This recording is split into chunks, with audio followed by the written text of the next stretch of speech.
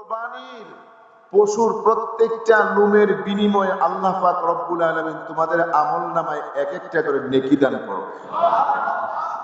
তাহলে চিন্তা করেন, একটা ছাগলের শরীরে কি পরিমাণ নেকি? কমপক্ষে 100 তো হবে, 1000, 1 লক্ষ, আরে অগণিত কত লক্ষ হবে, এটা আমরা গয়না বলতে পারবো না। যতগুলি পশম ওই জানোয়ারের শরীরে আছে ততগুলি নেকি আল্লাহ পাক রব্বুল আলামিন আমার আপনার আমলনামায় দান করবেন। সুবহানাল্লাহ। তারপরে বলেন ক্বালা বিকুল্লি শারাতিন হাসানা ক্বালু ফাসসুফু ইয়া রাসূলুল্লাহ।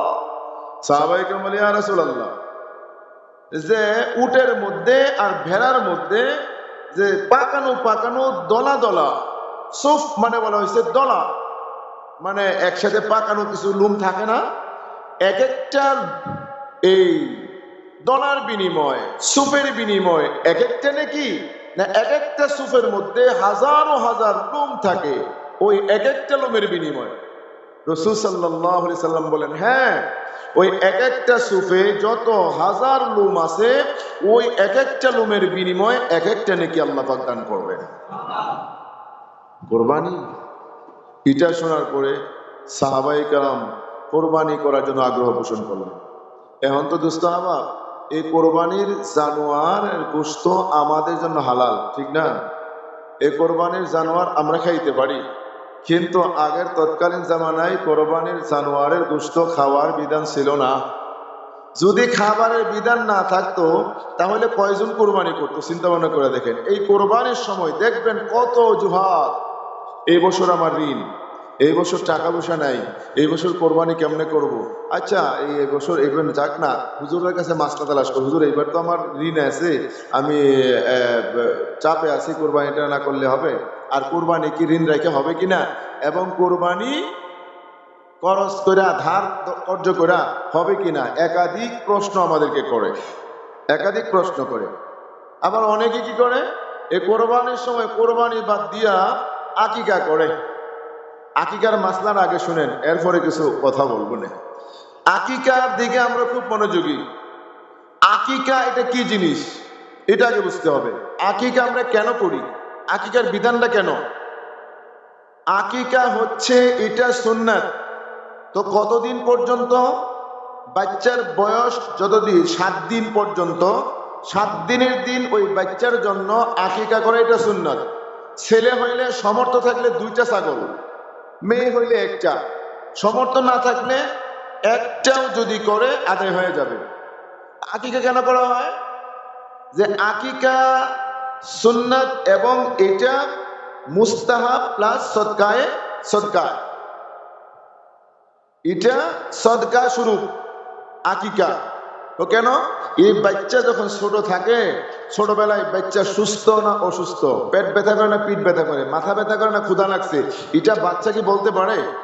ফিডের নিচে ফিফরাই কামড়াইতেছে, এটা বলতে পারে? পারে না। সেজন্য রাসূল সাল্লাল্লাহু আলাইহি ওয়াসাল্লামের পক্ষ থেকে আল্লাহর বিধান হলো এই বাচ্চার জন্য জানের বদলায় একটা সদকা দিয়া দাও। এই বাচ্চা বিপদ আপদ মুসিবত ছোটবেলায় রোগ সুখ থেকে এই জানের বদলায় যে সদকাটা দিলেন, আকিকা দিলেন, এটার কারণে আল্লাহ পাক এই বাচ্চাকে সুস্থ রাখবেন, সুবহানাল্লাহ, এবং নেক হায়াত দান করবেন, এবং এই বাচ্চা নেককার সালেহ নেককার হবে, এটা যে দিনদার হবে, মাদ্রাসা পড়লে হাফেজে কোরআন হবে, মেয়ে হলে হাফেজা হবে, হ্যাঁ আলেম হবে, আলেমা হবে। কিন্তু আমরা সুন্নতের তো খোঁজখবর রাখি না। এই বাচ্চা হইল 40 দিন চলে যায়, খবর নাই। রসুল বলেন 7 দিনের দিন এই বাচ্চার আকিকা করো, আকিকা করো। এই বাচ্চাকে যদি তোমার ফরমা বর্দার নেককার বাচ্চা বানাইতে চাও, নম্র ভদ্র বানাইতে চাও, হ্যাঁ সমাজের মানুষের নয়নের মণি, মানে সকলের দিল ঠান্ডা করনেওয়ালা বাচ্চা বানাইতে চাও, তাহলে বাচ্চা জমিনে আসার সাথে সাথে এই বাচ্চার উপর সুন্নতের যে আমলগুলো সেইগুলিতে প্রয়োগ করো। তো কি সুন্নতের আমল?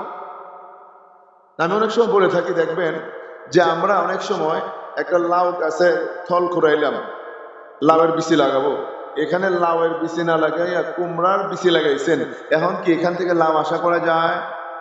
আশা করা যায় না।